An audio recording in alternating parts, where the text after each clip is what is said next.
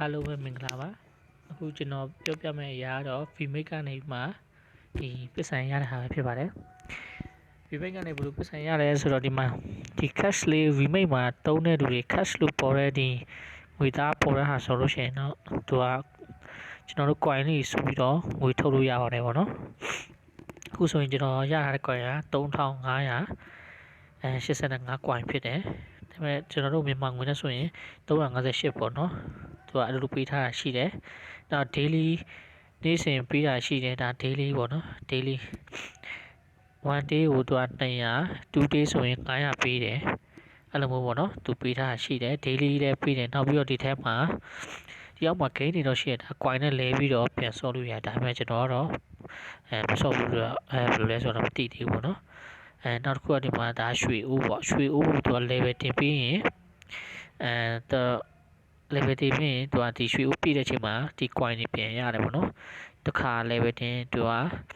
25 coin နဲ့10 coin ရှိရ34 coin ရှိရလို့တင် level ဆင့်လိုက်တင်ပြီးလို့ရတယ်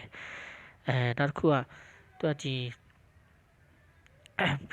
ဗီဒီယိုတွေကြည့်လို့ရှိရင်သူက coin တွေရတယ်ပေါ့ဗျာနော်ကျွန်တော်ဟို TikTok live လိုမျိုးပဲပေါ့နော်နောက်ပြီးတော့ဒီမှာ gain တွေဒါကတော့ YouTube gain တွေဒါကတော့မစော့ဘူးလို့တော့ဘယ်လိုရလဲဆိုတော့ကျွန်တော်စမ်းကြည့်ရတယ်နော်စမ်းပြီးမှပဲပြောမယ်တော့ short story ထဲမှာဒီ short story ထဲမှာဒီ short story ကိုကြည့်လို့ရှိရင်ဒီဗီဒီယိုတွေကြည့်ရင်လည်းသူက coin များများတက်တယ်ဗျဒါကတော့ကျွန်တော်မဝင်ပြတော့ဘာလို့လဲဆိုတော့ဒီကျွန်တော် recording လုပ်နေတဲ့အတွက်ကြောင့်မို့ကျွန်တော်ကိုဘယ်လိုခေါ်မလဲဖန်တော့မှဆိုလို့ပေါ့နော်ကျွန်တော်ပြန်တင်တဲ့ချိန်မှာဒီ Facebook မှာပြန်တင်တဲ့ချိန်မှာကျွန်တော်ဘန်တော့မှာဆိုလို့ကျွန်တော်ဗီဒီယိုမဝင်ပြတော့ coin ဘယ်လိုဝယ်လဲဆိုတာ coin ကကျွန်တော် TikTok live လိုပဲသူကဗီဒီယိုတစ်ပုတ်ပြီးတိုင်းမှာသူက coin